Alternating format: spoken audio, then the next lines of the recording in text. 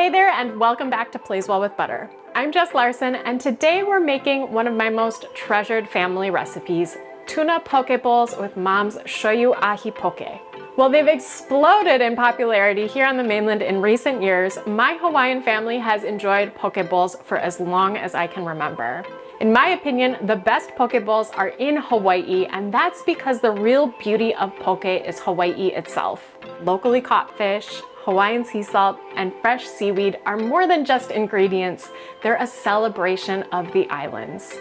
But poke cravings always follow me back to the mainland, and when they strike, this poke bowl recipe is the one we make at my house. You'll love that it honors the tradition of Hawaiian poke, but is easy to make with ingredients that are accessible for those of us on the mainland. Just one bite will transport you to Hawaii, and I mean, is there anything better than that? You're gonna be obsessed.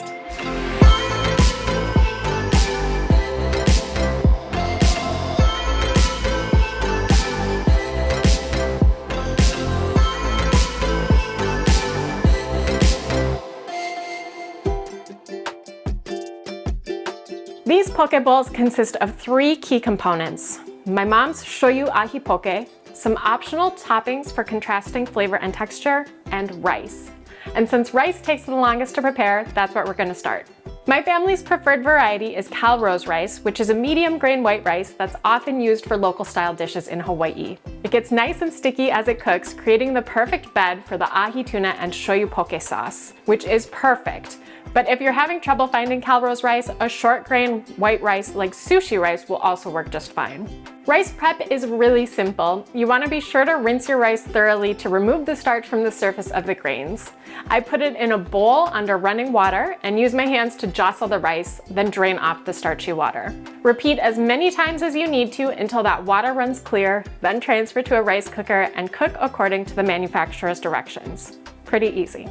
While the rice cooks, you can prepare the poke.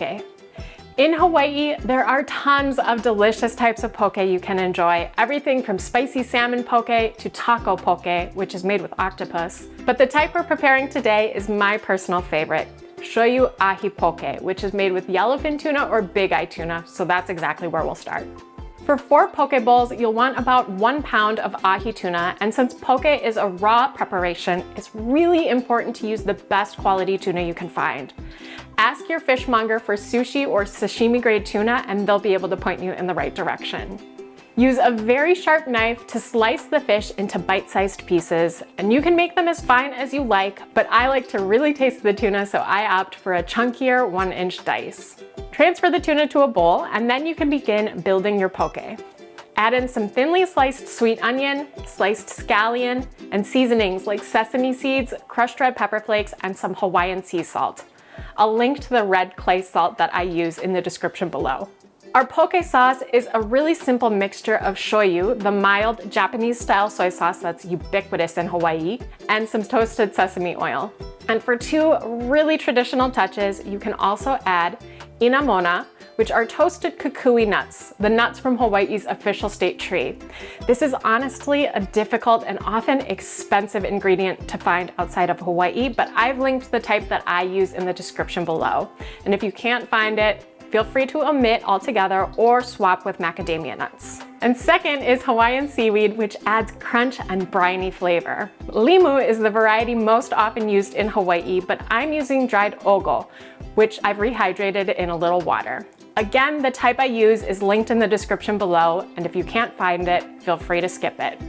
Once all of the poke ingredients are in the bowl, mix to combine well, and that's it.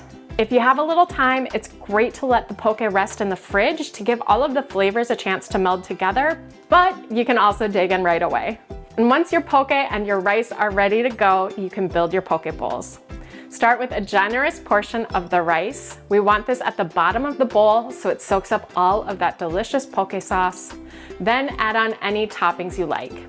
In Hawaii, real deal poke bowls are just the rice and the poke. It's super, super simple, not like the colorful loaded poke bowls that you'll find here on the mainland. At my house, we stay a little closer to traditional poke bowls with just a couple of added ingredients for texture: crunchy cucumber and creamy avocado.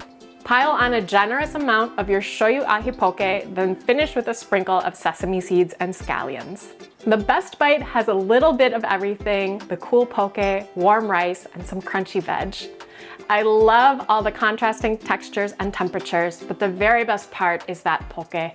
It's super fresh, those aromatics add great punchy flavor, but the beauty of the tuna really shines through and it tastes just like it does in Hawaii.